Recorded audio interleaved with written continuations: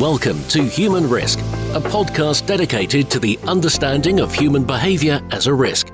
Here's your host, Christian Hunt. Hello and welcome back to the Human Risk podcast. On this episode, I'm exploring the concept of leadership.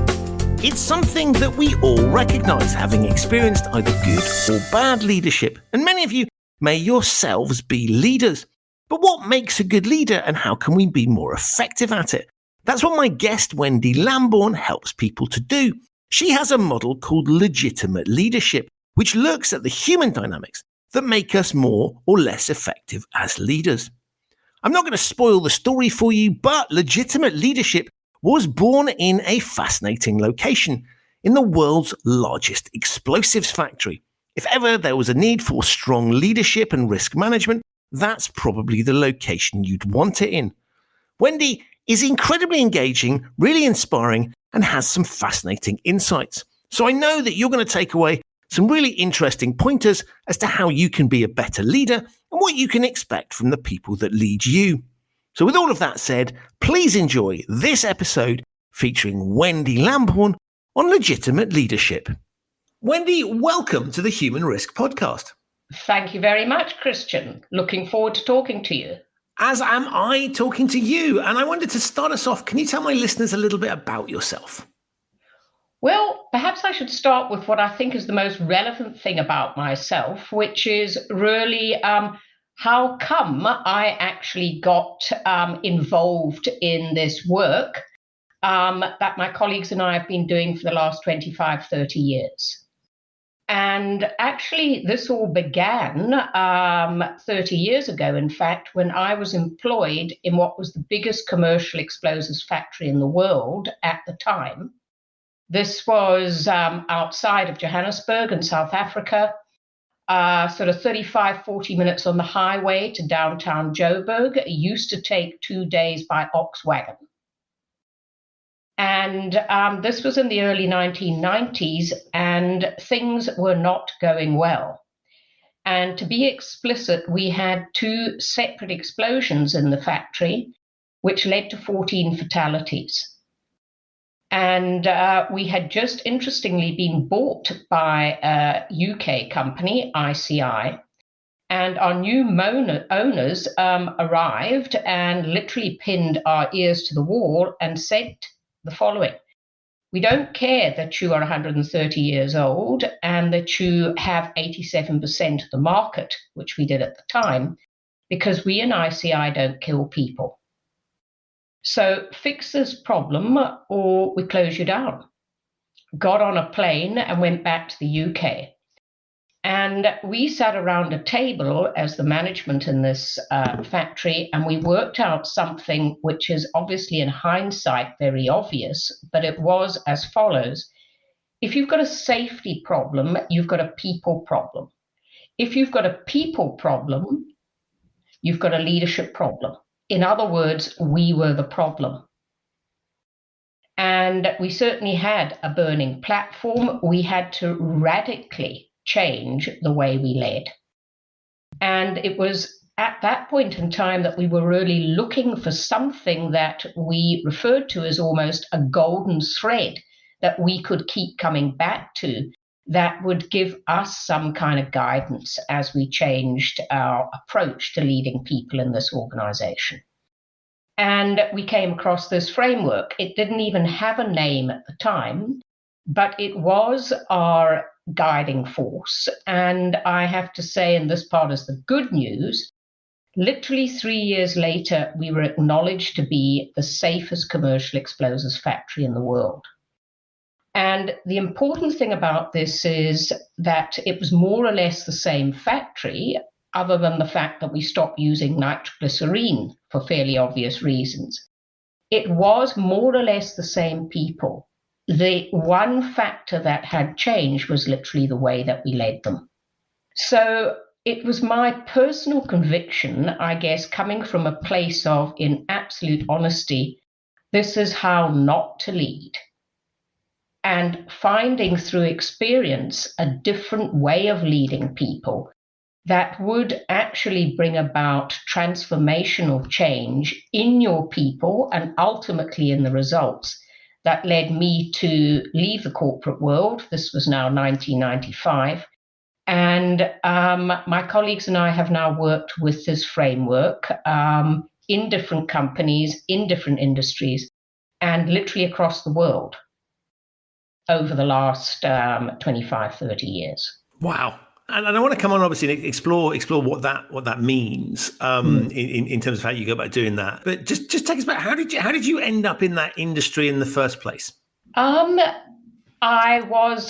I did an industrial psychology or organizational psychology degree, and I got employed in the so-called people function, called the human resources function at the time, in this factory. And I was deployed into the actual operational side of the business. So I was appointed as what was called the Works Human Resources Manager. And so really I guess what's fascinating about that experience that you had is that you're coming in with your eyes open to people as a key dynamic. And I wondered, you sort of talked that you had this conversation with your fellow leaders in the organization about how you were going to respond to this instruction that you'd received from your new bosses. And I wondered, one of the challenges that the HR people often have is that they're very focused on people, but often business people aren't. Was that a difficult conversation to have for people to acknowledge that they might actually be the problem? I mean, if we look around the world, there are lots of people who, clearly are the problem, but don't often want to recognize it themselves. Was that a tough conversation? Not really. I mean, it was just, Christian, so blatantly obvious. The problem did sit with us. We were confronted with that reality because of this terrible safety performance. But, even more generally, I have to say, and I mean to paint a little bit of a picture here, this is now the dying years of apartheid in South Africa. And in South Africa, people got industrial freedom through unions before they actually got political freedom, before they went to the polls in 1994. So to some degree, industry was almost, if you like, the theatre in which revolution took place.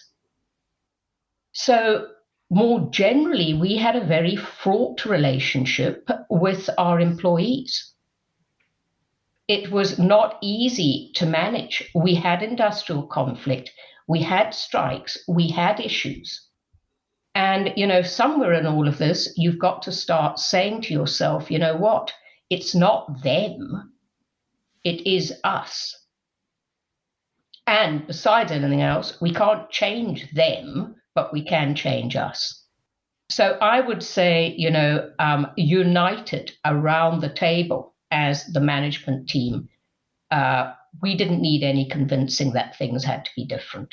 And so you began, as you said, this transformation process. And I want to come along and look at the framework that you take more broadly. But can you just, how does it, so you have that moment of recognition. I'm fascinated again by this idea that, well, we've got to solve this. How did you go about starting to develop that solution? Well, we basically came across this framework, which we are going to get to in due course, and it resonated with us. And the starting point really then was to say every single person in a position of authority in this factory needs to get on board with this framework, needs to understand what it is actually arguing for, and needs to commit to, over time, shifting their behavior and practice to align with this framework. And then we began the painful journey of doing just that. And that brings us nicely on to the key questions. So let's talk about that framework. Can you outline a little bit what's the structure of it? What does it involve? Right. So the framework, Christian, actually is South African originated. We say it's deeply rooted, if you like, in South African soil, because, believe it or not, the framework came out of an associated industry to explosives manufacturing, and that was the gold mining industry in South Africa, which was also beset by industrial relations problems and conflict at the time. And a piece of research was done in this gold mining industry, which it was a big sort of piece of research in that it covered 70,000 people. And it was done under the auspices of the Chamber of Mines, which is the employers' organization in South Africa. And essentially, these people were tasked with, we have these strikes. Sometimes they're violent. You go in as researchers after the event. This isn't helpful. This is like dealing with the horse after the horse has bolted. We want you to come up with something that will predict that one of these incidents is due to arise, or even better, tell us what we need to do to avoid it. So the researchers sat down and said, well, if you want to measure the health of any relationship, you've got to, in effect, look at the degree to which there is trust in the relationship. So the question they set out to investigate was trust in management. And it was a simple question to 70,000 people across the industry. And the question was, do you find the management in this mine to be highly trustworthy, relatively trustworthy? You don't know whether to trust them, yes or no. You find them relatively trustworthy, untrustworthy, you don't trust them an inch. Put all that data together, literally on a 21-point scale. So plus 10, we trust management totally, minus 10 is the opposite. And the prediction, obviously, was you were going to get scores 0 and below. And indeed, you got mines where management was not trusted. But amazingly, even in pre-democratic South Africa, there were mines where management was, in fact, highly trusted. That was exciting.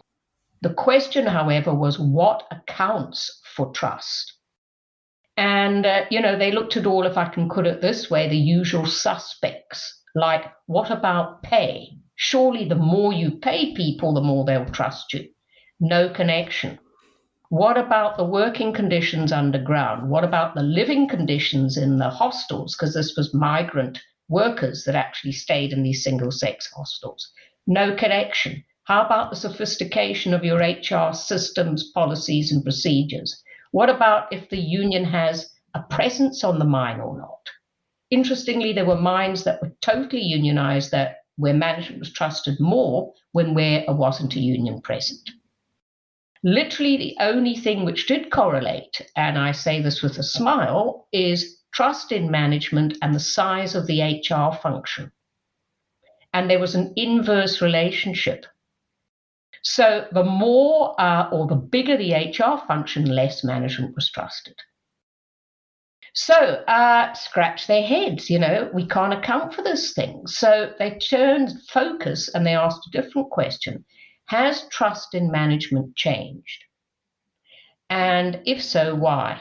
Has it got improved? If so, why? Has it deteriorated? If so, why? And that's literally when the answer came.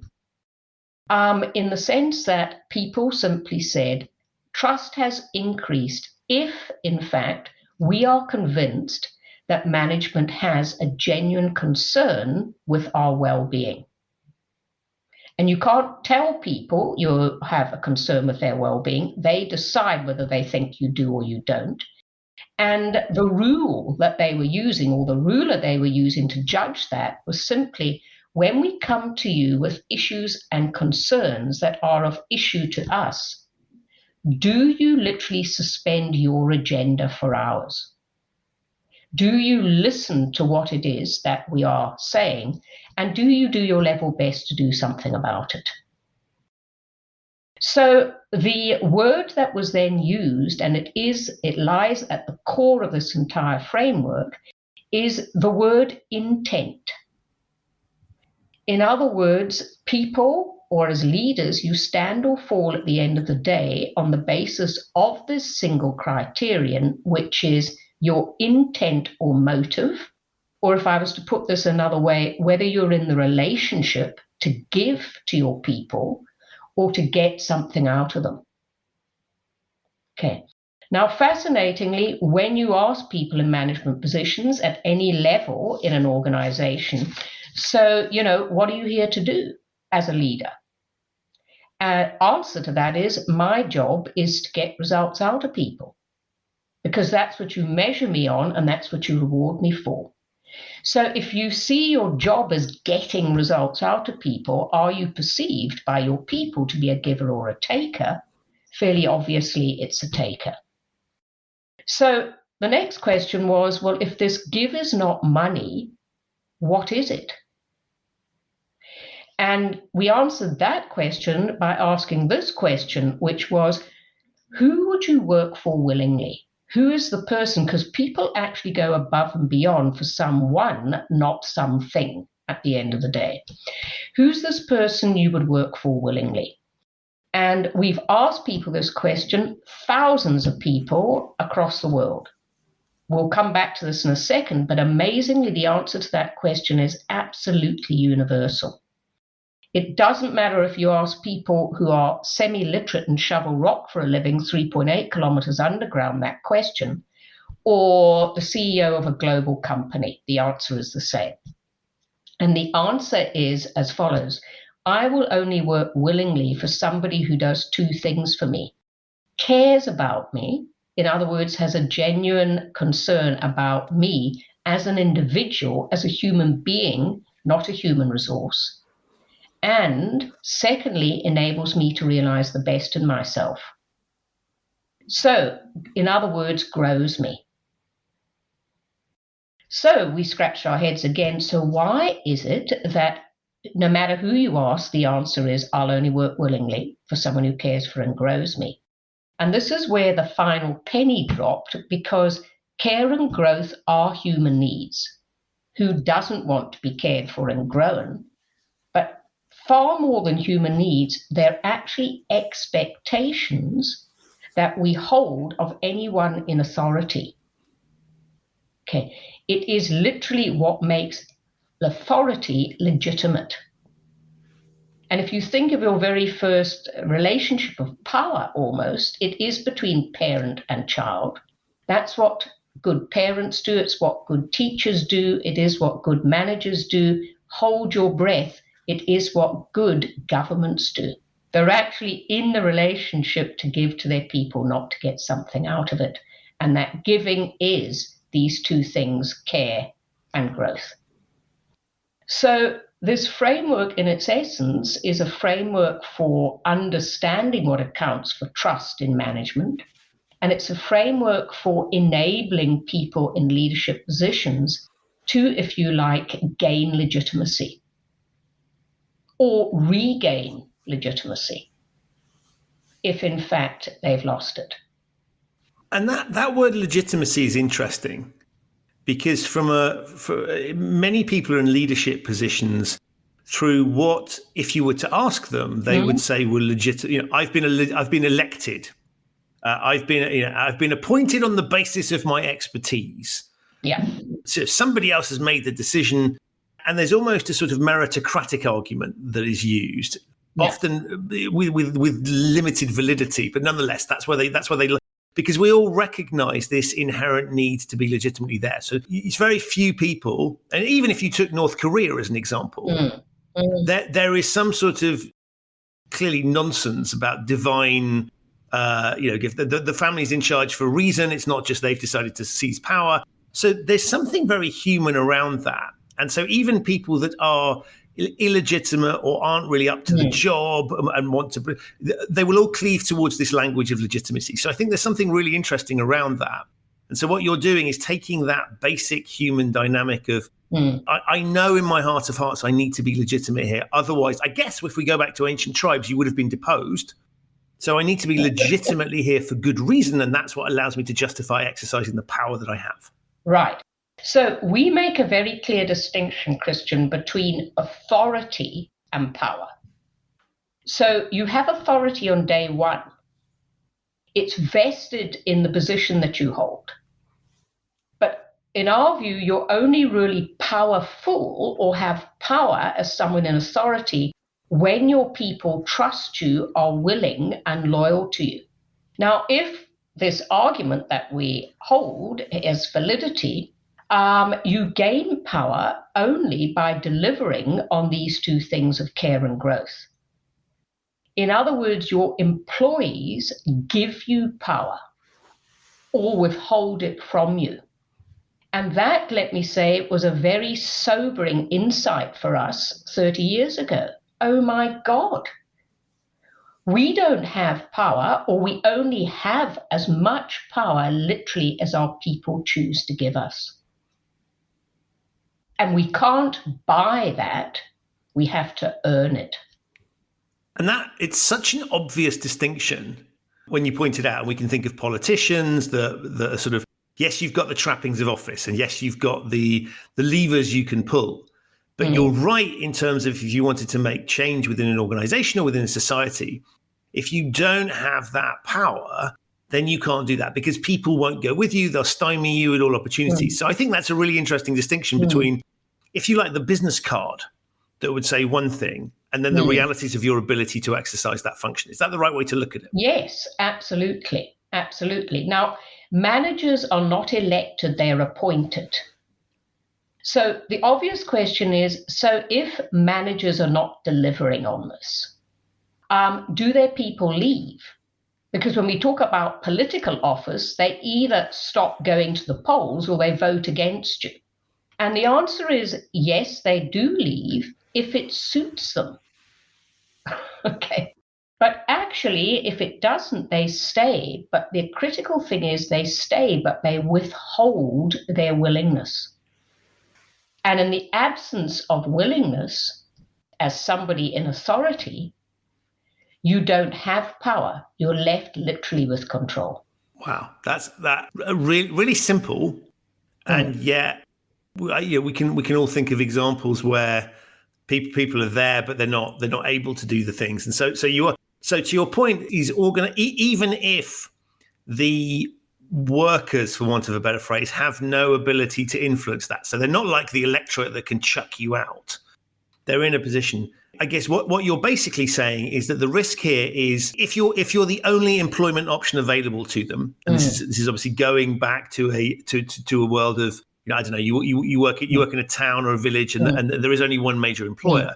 Even if you're sort of a distressed purchaser of employment there, you will, in simple terms, withhold labor, won't be as committed to it, so you wouldn't be as effective. In a freer job market, what you will do is stick around for as long as it sort of makes sense, but chances are you'll go somewhere else. And so what you end up with in both cases then is a reduction in performance, and the output isn't there. And so I think that's a very, very simple message to understand, but is incredibly, pun slightly intended, incredibly powerful. Yeah, because Christian, all things being equal, a group of motivated and willing people has to outperform a group of less willing and unmotivated people. Almost, if you like, the task, the challenge for anyone in leadership is, how do I solicit the willingness of my people? And, all these engagement surveys that are done nowadays in organizations don't paint a particularly pretty picture. The number of people that are truly engaged and hence really prepared to give their all is not what most managers or managements in organizations would like it to be. And so talk us through, how do we start to solve this? Because I think you diagnose the problem, right? Which is in essence, they don't believe, if from the management perspective, they don't believe that I have their best interests at heart. Right? I'm pursuing a different agenda. And so we can recognize that. And I'm still fascinated by the fact that your management team in the explosive factory, they came to that conclusion, because I come back, it's really easy to blame the other people. And so I'm a really good manager and these people, but that recognition is incredibly powerful. And so if you have that recognition, how do you start to deal with that? And how does one start to win them back over? Let's assume you had that authority once upon a time. Yeah. Right. So I'm going to say a couple of things here. The first one is I just want to go back to this issue of intent, because intent is not about behavior, it is about motive. So it's almost, if you like, you can't see intent, but you deduce intent. So this is going to sound a bit of a strange example, but let's say you come out to Johannesburg, you've been told, don't go out after dark on your own. It's not safe to do so, but you foolishly do so, and you get attacked by somebody who comes at you with a knife and proceeds to stick it into you. If you don't die, you're going to fight, resist any which way you can. But people do this. They book themselves into a hospital. They allow themselves to be laid out on a silver platter, and they literally give somebody else the right to do just this to them, cut them open with a knife. Now, either which way, you can't be enjoying the experience. But if you like, the reason we submit willingly to the surgeon's knife is because intuitively we know this person is acting, doing this thing in our best interest to help us and heal us, whereas the robber is only doing this in pursuit of their own interests. So sort of almost a takeaway from this, which again for us was quite an amazing one at the time. It was like, oh, so what you mean is you don't have to be nice? No, you don't. You can be anything other than nice. If your people are convinced you're acting in their best interest, they will have no problem with this at all. Okay, so if this is ultimately about your intent, in other words, convincing your people that you're acting in their best interests or have their best interests at heart, what you need to do to gain trust is you need to pass the intent test. And again, this sounds obvious, but how do they know that you have their best interests at heart? Only when you are prepared to put their interests first. Every time you put your people's interests before your own interests, trust in you increases an increment.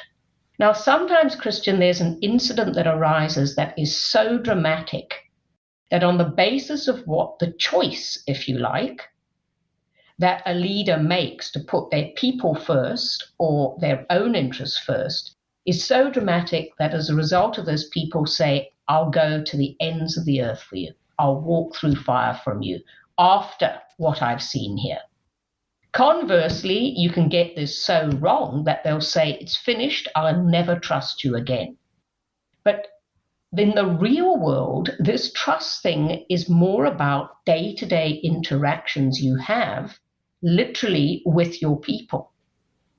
So when things go really well, who gets the credit? If you're a boss from hell, you take the credit because you're looking after your own interests, not theirs. When things go really badly, who gets the blame? When there's an appointment to be made, do you go for the kind of safe and proven old set of hands, or do you actually invest in someone young with potential and take a risk with them and almost, if you like, put your own reputation on the line? When somebody comes to you and they've been made a job offer, and it's clearly a fantastic opportunity for them at this point in their career, do you say, I hate to lose you, but you go with my blessing? Or do you match the offer?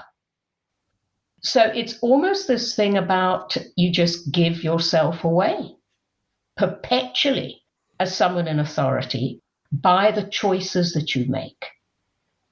Now, this is more recent, but it was fascinating for us that, this trust research, we spoke to over 300 people in our client organizations, sort of about August, September time at the start of the pandemic.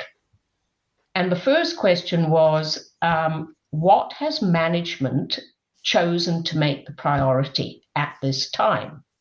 Their people and the results, their people for the results, or the results.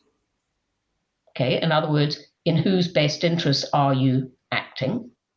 And then the second question is, what's happened to trust? And there was obviously a correlation here. And for me, and it's something I really feel quite strongly about, I think one of the positive unforeseen consequences of this pandemic was it gave management an unbelievable opportunity to demonstrate positive intent in their relationship with their people. And most managements passed the test with flying colors. I think they need to build on, almost if you like, the trust gains that they made with this pandemic.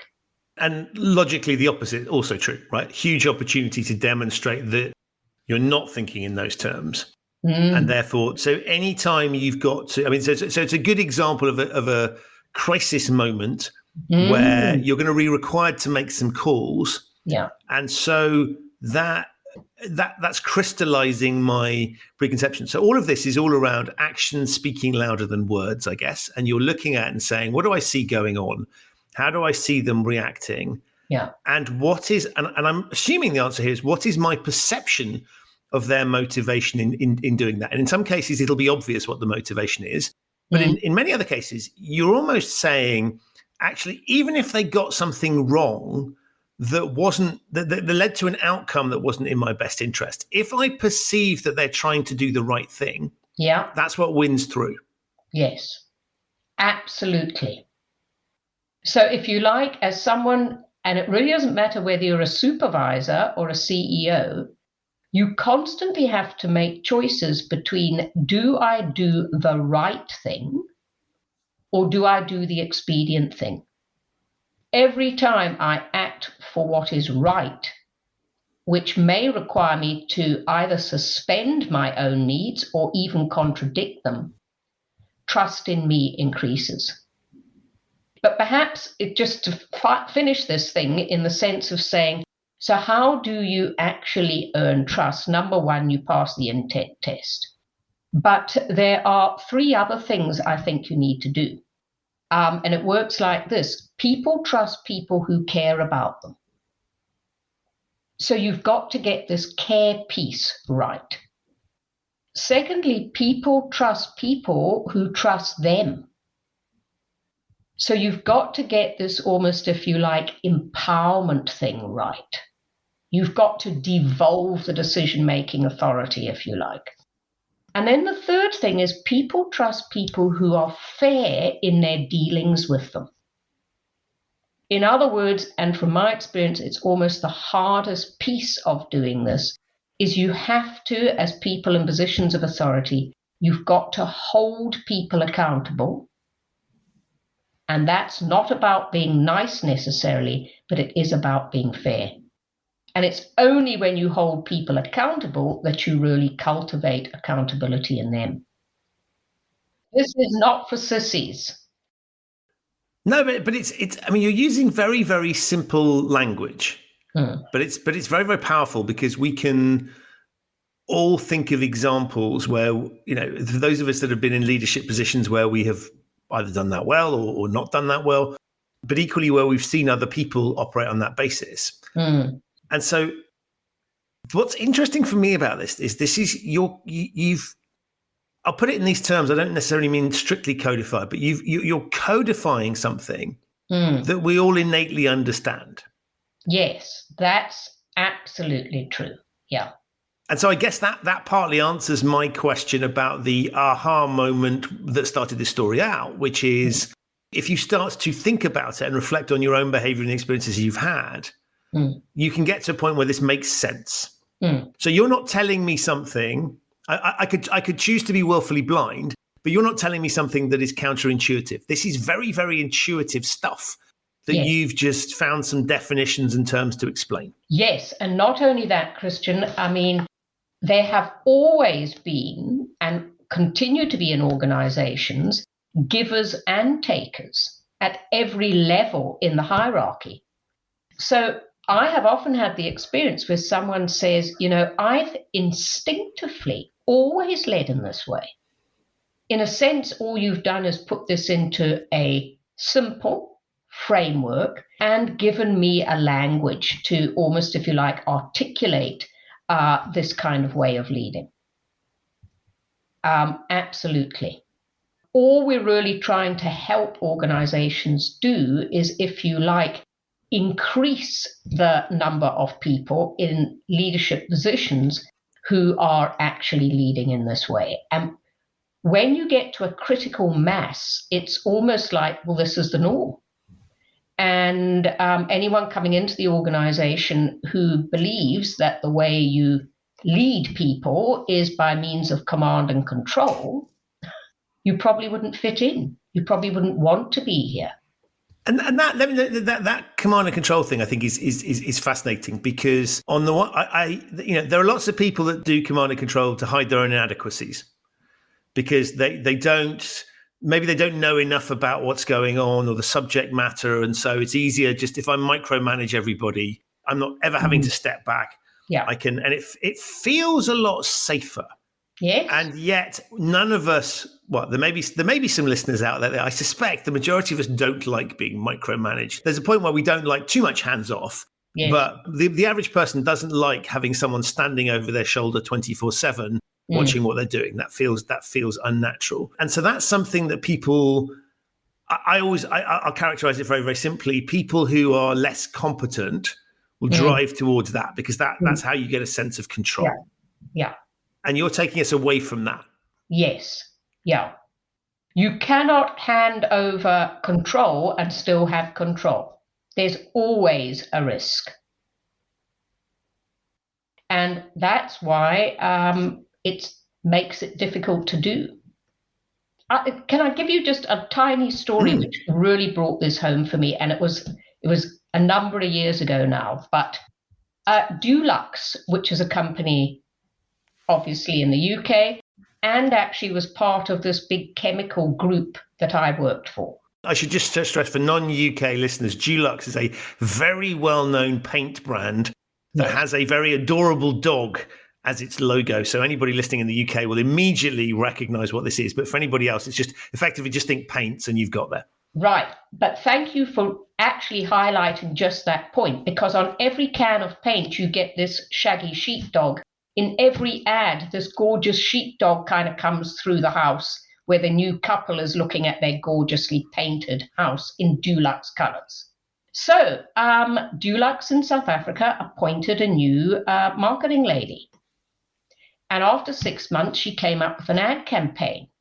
And the MD said, fantastic, that's what you marketing people do. And we'll just give you one example of the ads in the series. And it basically was a picture of a dirt road going through the countryside. The camera zooms down and there's a foot-long lime green chameleon crossing the road. Along comes a bright red Maserati sports car, whoop, and you think, that's the end of the chameleon. When you zero down, this chameleon has not been run over, but now half of them is red, half of them is green, and then you have the whole spectrum of colors in the Dulux range, from green through to red, any color you can think of. That was the ad. And all of them were like this. They were kind of quirky. They were quite cute. They were slightly amusing, this kind of thing. So the MD puts his head in his hands and he says, where's the shaggy sheepdog? You put this on air and you're going to kill the brand. Oh, well, what can I say? You're the boss. I can't go against this. Very disappointed. 10 days later, he calls her back. He said, I haven't slept. I've been thinking and thinking and thinking about it. And I've suddenly realized this morning the following thought. You're the marketing director, right? She says, right. He says, well, then you decide. What am I paying a marketing director $1.5 million a year? And they're making all the marketing decisions.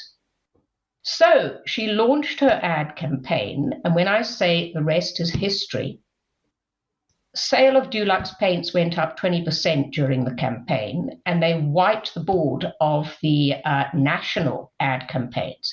It was phenomenally successful, and it could have killed the brand. And so that's why the empowerment piece is so difficult. Because you have to give up now control of outcome. I mean, so there's an alternative, the parallel universe. That story is it goes the way he thought it would, right? It destroys the.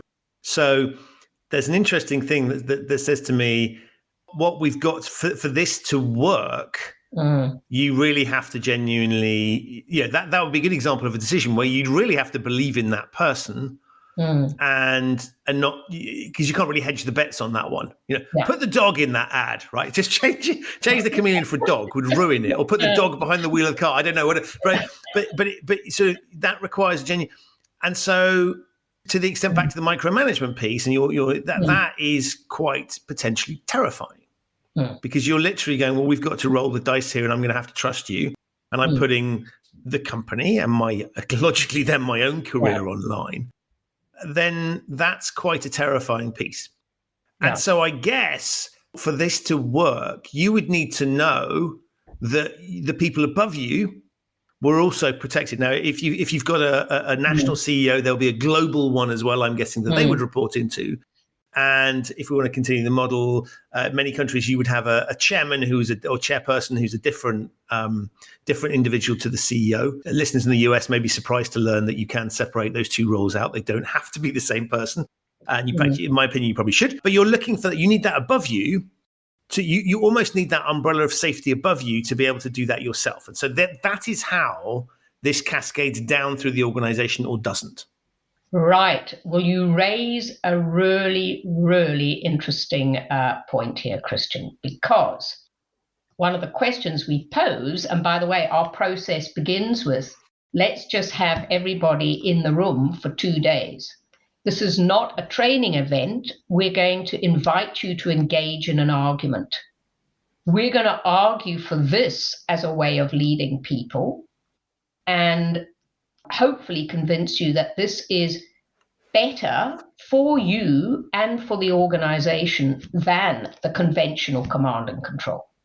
But the question that's posed at a point in time is, okay, so if we're talking about this intent shift from being here to get results out of people to caring for and cultivating exceptional people, who needs to make the shift first? Everybody howls with agreement on this one. The person at the top needs to change first, and almost with satisfaction. And until they do so, there's clearly absolute nothing that I can do about this problem. Okay. Right. And Christian, the challenge at this point is, in fact, the choice, and it is a choice that you make to be in the relationship, to take or to give to your people, is the choice that you alone can make. It is wonderful, and it is definitely helpful if the person above you is doing this care and growth thing. It's definitely helpful if your board has, if you like, benevolent intent and is genuinely empowering you as the country management team to run the business. But if they're not, that can't be your excuse for not doing this. So your point being, you can still do it within an environment where that's potentially not on offer to you. And if you believe in it, you should just do it anyway. Yeah. And I'm not saying that it isn't hard. Of course it is. Okay. And I mean, we worked with an insurance business, actually, who had Swiss owners, and then they got Canadian owners. And after about 8 months... That's quite a shift. Well, anyway, so the CEO from South Africa, the guy in Canada, contacted them and said, please, will you come to Toronto? Because what I need to say to you, I need to say to your face. So you can imagine that the trip over there was one where this guy was not very comfortable, assuming he was being called. That's quite a long flight to have to worry about. A long flight. Anyway, when he got in there, this person in Canada said to him, thank you for coming all this way. What I need to tell you is that you are irritating me. You are driving me crazy. And the reason you are is because you keep asking for permission. And you keep sending me these reports about what you're doing. Now, we bought this business because we had absolute faith in the competence of the South African management team. You know far more about that market than we ever will. Now, will you please go back and run the business and stop irritating me? And I said to the CEO, so, other than great relief that you still had a job, how did you feel when you got on the plane? And the word he used, which absolutely stuck with me, he said, liberated. And so it is true that, you can only give away decision-making authority that you have. And, I have to say that business is one of the most empowered businesses that we certainly have had the pleasure of working with. And you've got some pretty big calls on claims and settling claims that aren't being made at the top of the organization. They're being made by people much lower down. But that's a really interesting example of quite a big risk, because I could imagine a counter argument would be, we've just acquired this thing. We think we know what we've bought, but we're buying a culture that may not be the same as ours. It's a long way away, and they could be up to all sorts of things. And therefore we need to have more control. Yes. And so I can see it in an environment where it's already your organization, it's organic, and you have a certain it would be easier to do. That's quite a big call on acquiring a new subsidiary, because actually part of you might be looking to integrate them better into your culture. And of course, if you do overdo the integration, so right, we're now rebranding you, we're going to tell you what to do, you have new instructions from on high. That's not particularly empowering, and you'd sit there and you'd feel like you were being taken over, literally sort of invaded and taken over.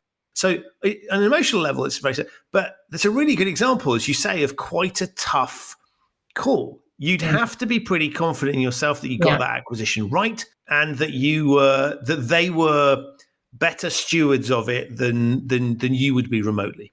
And so that makes a lot of sense. But emotionally, that's quite a big ask. Yeah. And I mean, there's always this tension, I guess, between when do I let go and when do I hold on? Right. Which says, Christian, and this is the interesting thing for me, is what this framework is actually trying to enable in people in leadership roles is not a change in style. It's not a change in behavior even. It is, let's go back to it's a change in intent. In other words, it's a change of heart. And there are two qualities that this framework tries to almost, if you like, unleash in people in leadership roles in organizations. And as a result of that, by the way, it unleashes it in their people. And those two qualities are compassion and courage. And both of those sit in the heart. So, when our CEO in the explosives company was asked, so what did implementing this framework do for you? He said, listen, well, obviously it brought about a radical and sustainable change in our safety performance. And by the way, all the other KPIs improved too. But if you really ask me what it did, and I still remember these words to this day, he said it unleashed a spirit of, his words were, generosity and courage in our people we hitherto had not thought was possible. And Christian, our view is, because we are human, we are absolutely capable of the opposite of these, greed and fear. Look around us. Look at a lot of the organizations today, what is experienced by the people who work in them. Because we're human, we're also absolutely capable of infinite generosity and courage. Which of those two predominate in your organization, in our view, is a function of how people are led. I mean, we carry such an immense responsibility as people in authority because of the impact we have, positive or negative. And you talked about it's not about changing behaviors. It's almost about shifting your frame as to how you look at the world, as opposed to how you go. So many management courses try to change the way people do things. And so you will learn techniques that you can deploy for this, or sort of, here's how to run a meeting, and here's how you should do this, and here's how we will help you. And it's designed to get them to is often designed to change behavior. What are the levers that you're pulling? So what will people come away with afterwards that would allow them to do this thing differently if you're not driving at behavior? Yeah. Well, story on this one, I guess, would be that I had this argument over 2 days. It was a very, very robust argument, if I remember, in Chicago on one occasion. And at the point in time in this 2-day, this guy followed me out the room and he said, Wendy, this is just amazing. And you know what? This absolutely resonates for me. Get it. And I said, what's the and? And he said, whispered in my ear, he said, and I have not any idea how the hell to do this. So I said, oh. So, Christian, I actually did write a book, which was the distillation of, and in all honesty, this is about what really brave men and women in organizations have done with these principles and this framework. And I did pull it together into some kind of distillation of things which are helpful to people who are trying to shift their behavior in this way. Because when you have an intent to give rather than take, this almost, if you like, touches everything. It shifts what you spend your time on and what you give your attention to. It has implications for how you structure and organize as an organization. It affects your whole, almost, if you like, whatever you call performance management system. It impacts on your disciplinary and reward systems. And. There are, if I'm in the relationship to give to you, okay, how do I even know what I need to give you that will enable you to make a contribution and to grow? That I can only do, and this is one of the practices associated with this framework, I can only ascertain that by watching your game. So people do, because they embark on a process over 12 to 15 months, they do develop, if you like, competence and confidence in obviously taking this intent shift and translating it into practice. And our job is to try and support people in doing that. And is that a journey that people find easy once they've got it? Is it something that people, how does that, or do people reluctantly go along with it and then discover it sort of work? How does that work? Presumably you need to get it to your point. You need to, if you're not a buyer of this, then I guess you could sabotage it relatively easy. So one needs to sort of understand and be committed to it. How is that right? And then how does the sort of process work? Yeah. So I mean, the process is you start off with the 2-day, and you get probably 70-80% of people saying, "I'm sufficiently convinced, I'm prepared to have a go at this." So the second question is, yes, but let's start with how aligned are you to these criteria for legitimate power? Who's best placed, therefore, to say whether you are in fact caring for and growing your people or not? Answer: the people. So we actually go to the direct reports and we solicit their experience of this leader against these criteria. That is like holding up the mirror.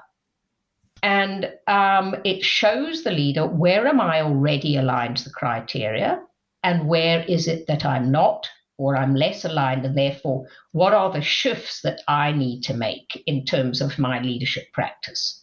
And then over a series of 12 to 15 months, and it is on a drip feed basis, we take a particular aspect or topic, like holding people accountable or empowering people, or spending your time appropriately, or watching the game, for example. And we really workshop that, get people to understand what it would require of you practically. And people then go away and try it, do something. And then they come back and they share their experience in smaller groups before they proceed to the next topic. And what gets really interesting is it's almost more useful when it doesn't work than when it does work. Because then, wow, we can all learn something from this, can't we? And people start holding each other accountable. Listen, we've all decided we're going to try and shift to this way of leading. You're not even trying to apply any of this stuff, so I'm not benefiting because I'm losing out on somebody else's not having any experience to share. People start holding each other accountable. And at the end of the day, Christian, of course, you never change everybody. But what you're trying to do is shift the mean. And logically, the fact that you're still doing this, that there are positive pieces of feedback. I mean, clearly it works. Yeah, in many cases. Yeah, and when people say, "Wow, my people are different," hell, and you know what? The results are getting better. I mean, obviously, that is all reinforcing of this.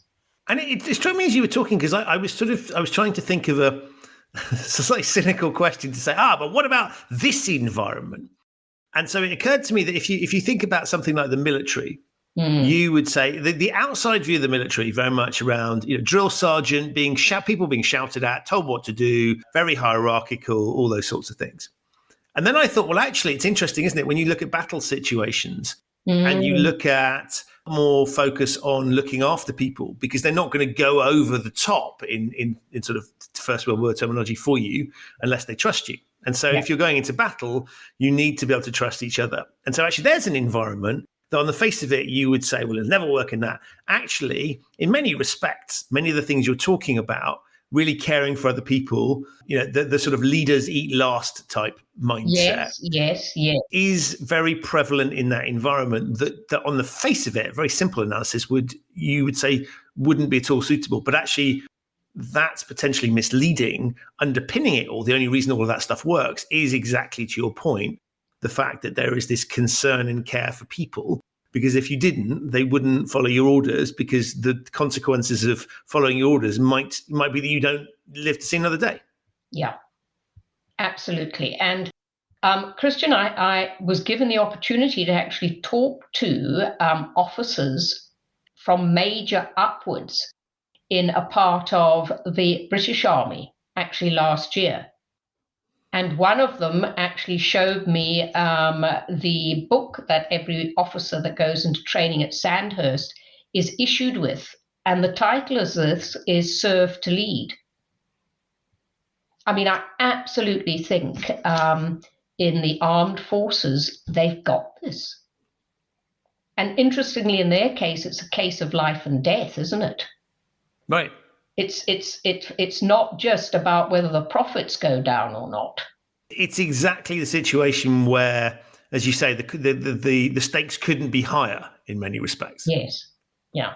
And you talked about serving leading, and how does this compare to, say, servant leadership? Well, I think it is absolutely, almost, if you like, consistent with and aligned with it.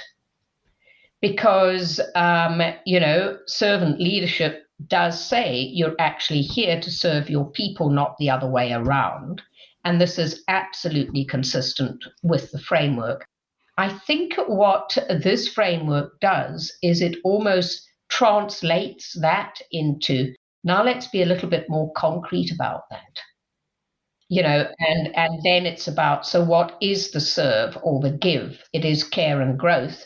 And then let's be even more sort of, if you like, clear about, so what then is required of you if you're actually delivering on those two criteria. And I will put a link to servant leadership and all the other things we've talked about in the show notes for anyone that's unfamiliar with it.